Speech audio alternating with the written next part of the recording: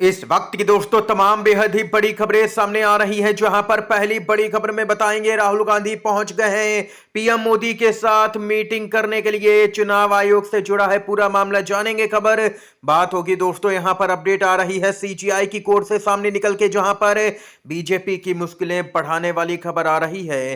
तीसरी बड़ी खबर में दोस्तों आप लोगों को बताएंगे, खबर आ रही है यहां पर 150 से भी ज्यादा सांसदों की मुश्किलें बढ़ गई हैं। आजीवन चुनाव लड़ने पर बैन लगने की तैयारी हो रही है। सुप्रीम कोर्ट से अपडेट है, इसको लेकर के खबर एक एक करके चलेंगे। सभी बड़ी खबरों को आगे इसी वीडियो में जानेंगे दोस्तों। खबरों की तरफ बढ़ते हैं उससे पहले अगर आप लोग भी यही मानते हैं कि देश के अंदर सभी चुनाव बैलेट पेपर के जरिए होने चाहिए तो अभी इस वीडियो को लाइक कीजिएगा दोस्तों, और कमेंट बॉक्स में हैशटैग के साथ में वी सपोर्ट बैलेट पेपर जरूर ही कमेंट कीजिएगा दोस्तों। जो पहली और सबसे बड़ी खबर आ रही है बताते चलें, अपडेट आ रही है चुनाव आयुक्त को लेकर के। जी हां दोस्तों, आज सीईसी के चयन के लिए बैठक हो रही है। मुख्य चुनाव आयुक्त के चयन के लिए 3 सदस्यीय समिति की बैठक आज। सब कुछ यहां पर निर्भर है सुप्रीम कोर्ट के फाइनल आदेश पर। मुख्य चुनाव आयुक्त यानी कि सीईसी राजीव कुमार 18 फरवरी को रिटायर होने जा रहे हैं। पीएम मोदी की अगुवाई वाली 3 सदस्यीय चयन समिति नए सीईसी का चयन करने के लिए बैठक करेगी। नए बताते चलें कि चयन समिति की बैठक में पीएम मोदी, लोकसभा में विपक्ष के नेता राहुल गांधी और प्रधानमंत्री के द्वारा नामित केंद्रीय मंत्री शामिल होंगे, जो कि अमित शाह होंगे। सूत्रों के अनुसार इस बैठक में यहां पर कानून मंत्री अर्जुन मेघवाल भी शामिल हो सकते हैं अमित शाह की जगह पर। दोस्तों आप लोगों को बताते चलें, हाल ही में यहां पर मोदी सरकार ने एक कानून बना करके सीईसी और यहां पर चुनाव आयुक्तों की नियुक्ति के पैनल से सीजीआई को बाहर का रास्ता दिखाया था। और देख सकते हैं कि कुल मिलाकर की अपडेट आ रही है कि चुनाव आयोग पर पूरी तरह से बीजेपी का कंट्रोल नजर आ रहा है दोस्तों। इसके साथ ही जो अगली अपडेट है उसकी तरफ बढ़ते हैं। खबर आ रही है प्लेसेस ऑफ वर्शिप एक्ट पर सुनवाई में यहां पर सुप्रीम कोर्ट में संभावना नहीं है। सीजीआई की अगुवाई वाली 3 जजों की बेंच सुनवाई करने वाली थी। आज 3 जजों की बेंच उपलब्ध नहीं रही, इसलिए आज सुनवाई नहीं हुई। प्लेसेस ऑफ वर्शिप एक्ट पर सुनवाई टली है दोस्तों, अब अगले महीने मार्च में होगी सुनवाई।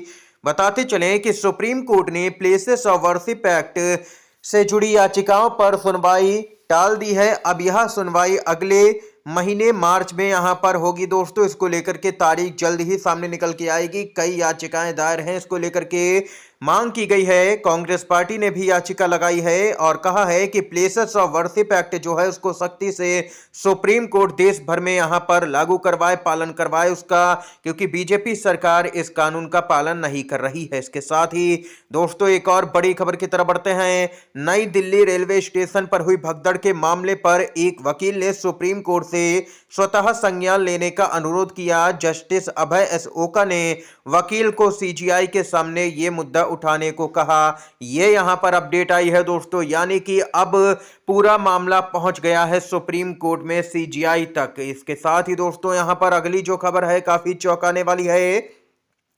अपडेट आ रही है कि सुप्रीम कोर्ट की कड़ी टिप्पणी से डरे हैं यूपी के विधायक और देश भर के सांसद।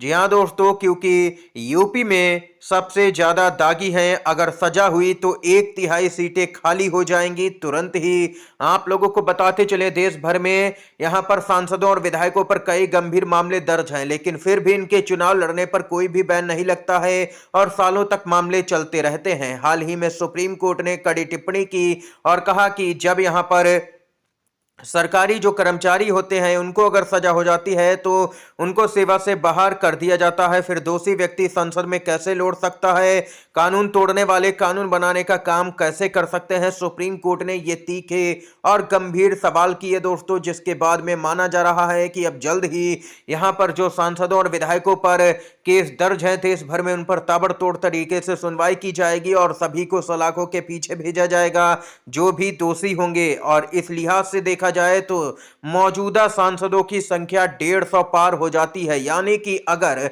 यहां पर सुनवाई हुई और सजा हुई तो 150 से भी ज्यादा सांसदों को जेल होगी, सलाखों के पीछे जाएंगे और वे आजीवन चुनाव नहीं लड़ पाएंगे। ये यहां पर दोस्तों सुप्रीम कोर्ट काफी एक्शन में नजर आ रहा है इस पूरे मामले पर।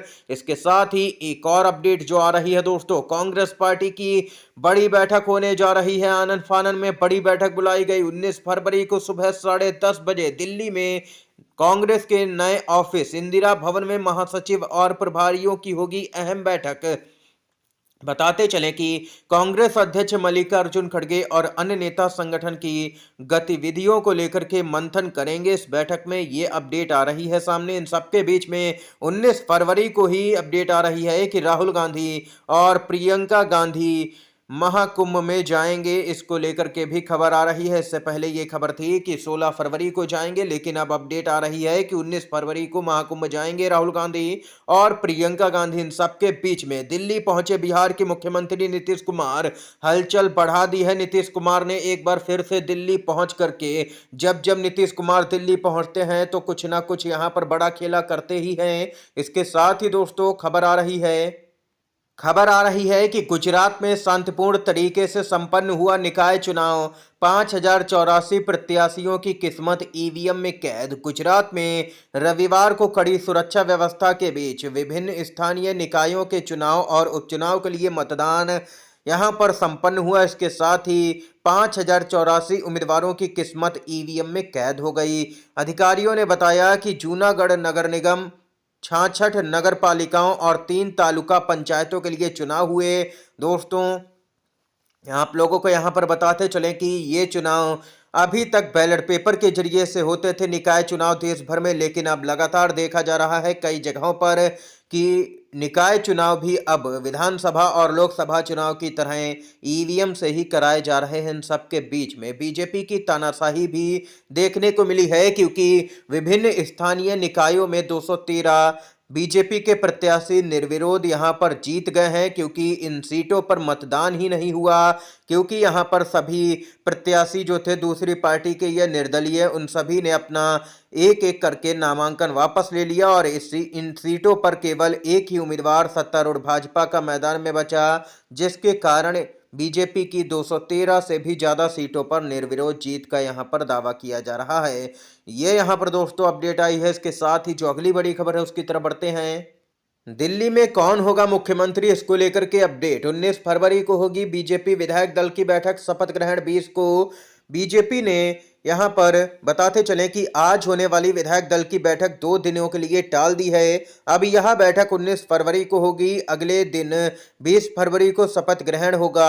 पहले आज यानी कि 17 फरवरी को दोपहर 3 बजे विधायक दल की बैठक होने की खबर थी, जिसमें नई दिल्ली में यहाँ पर देख सकते हैं कि दिल्ली के नए मुख्यमंत्री के नाम पर अंतिम मुहर लगनी थी, लेकिन अचानक से इस बैठक को टाल दिया गया है। बैठक टालने के पीछे यहाँ पर कारण बताया जा रहा है सूत्रों के अनुसार कि बीजेपी में गुटबाजी हो चुकी है और मुख्यमंत्री के पद को लेकर के और मंत्रालयों को लेकर के जबरदस्त खींचतान देखने को मिल रही है भाजपा विधायकों में। दोस्तों इस समय की सभी बड़ी खबरें, मुख्य समाचार थे जो हमने आप तक पहुंचाए। दोस्तों वीडियो अगर पसंद आया हो तो लाइक कीजिएगा, ज़्यादा से ज़्यादा इन खबरों को शेयर कीजिएगा अपने दोस्तों में, और चैनल पर अगर आप लोग नए हैं तो चैनल को जरूर ही सब्सक्राइब कीजिएगा। वीडियो देखने के लिए आप सभी का बहुत बहुत धन्यवाद। जय हिंद, जय भारत।